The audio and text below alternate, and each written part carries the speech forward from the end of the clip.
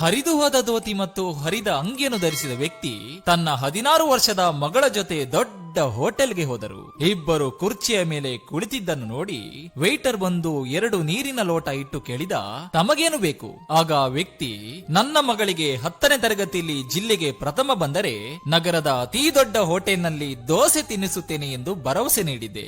ಇಂದು ಆ ಭರವಸೆಯನ್ನು ನನ್ನ ಮಗಳು ಈಡೇರಿಸಿದ್ದಾಳೆ. ದಯವಿಟ್ಟು ಮಗಳಿಗಾಗಿ 1 ದೋಸೆ ತನ್ನಿ. ವೇಟರ್ ಕೇಳಿದ, ಆಯ್ತು, ತಮಗೇನ್ ತರಬೇಕು? ನನ್ನ ಬಳಿ ಕೇವಲ 1 ದೋಸೆ ಸಾಕಾಗುವಷ್ಟು ಮಾತ್ರ ಹಣವಿದೆ, ಅವಳಿಗಷ್ಟೇ ಕೊಟ್ರೆ ಸಾಕು ಎಂದ. ಈ ಮಾತು ಕೇಳಿ ವೇಟರ್ನ ಮನಸ್ಸು ಕರಗಿತು.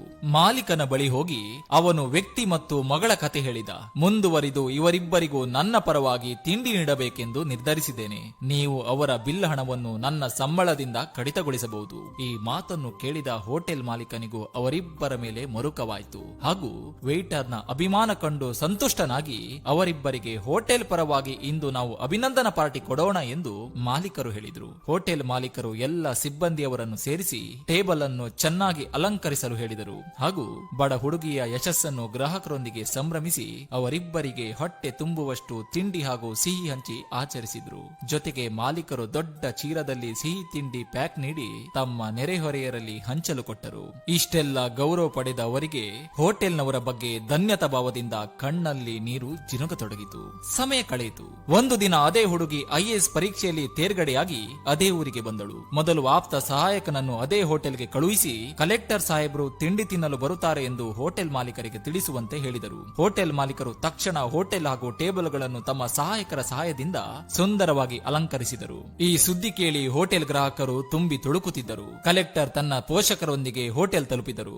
ಎಲ್ಲರೂ ಅವರ ಗೌರವಕ್ಕೆ ನಿಂತರು. ಹೋಟೆಲ್ ಮಾಲೀಕರು ಅವರಿಗೆ ಪುಷ್ಪಗುಚ್ಛ ನೀಡಿ ಸ್ವಾಗತಿಸಿದರು. ಅವಳು ನೇರವಾಗಿ ಹೋಟೆಲ್ ಮಾಲೀಕ ಮತ್ತು ವೇಟರ್ನ ಕಾಲಿಗೆ ನಮಸ್ಕರಿಸಿ ಹೇಳಿದಳು, ಬಹುಶಃ ನೀವಿಬ್ಬರು ನನ್ನನ್ನು ಗುರುತಿಸಲಿಲ್ಲ.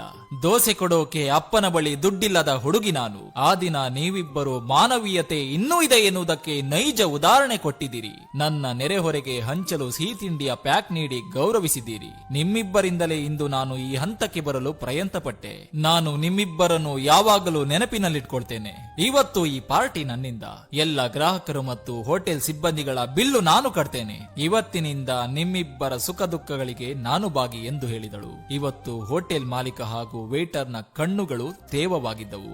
ಯಾವುದೇ ಬಡವರ ಬಡತನವನ್ನ ನೋಡಿ ಅಪಹಾಸ್ಯ ಮಾಡುವ ಬದಲು ಅವರ ಪ್ರತಿಭೆಯನ್ನು ಸರಿಯಾಗಿ ಗೌರವಿಸಿದರೆ ಆ ಸಂತೃಪ್ತ ಭಾವ ಅವರಲ್ಲಿ ಯಾವತ್ತೂ ಹಚ್ಚ ಹಸುರಾಗಿ ಇರುತ್ತದೆ. ಇದು ನನ್ನ ಇವತ್ತಿನ ಸಂಚಿಕೆ. ಈ ಒಂದು ಸಂಚಿಕೆ ಮೂಲಕ ಎಲ್ಲ ನನ್ನ ಹೋಟೆಲ್ ಕಾರ್ಮಿಕ ಸ್ನೇಹಿತರಿಗೂ ಎಲ್ಲ ಹೋಟೆಲ್ ಮಾಲೀಕರಿಗೂ ನನ್ನ ಕಡೆಯಿಂದ ಒಂದು ದೊಡ್ಡದಾದ ಸಲಾಮನ್ನ ಮಾಡ್ತಾ ಇದ್ದೇನೆ. ಬಹುಶಃ ನಾನು ಕೇಳ್ಕೊಳ್ಳೋದಿಷ್ಟೇ ಬಂಧುಗಳೇ, ಸಾಧ್ಯವಾದಷ್ಟು ಈ ವಿಡಿಯೋ ಲಿಂಕ್ ಅನ್ನ ಶೇರ್ ಮಾಡಿ.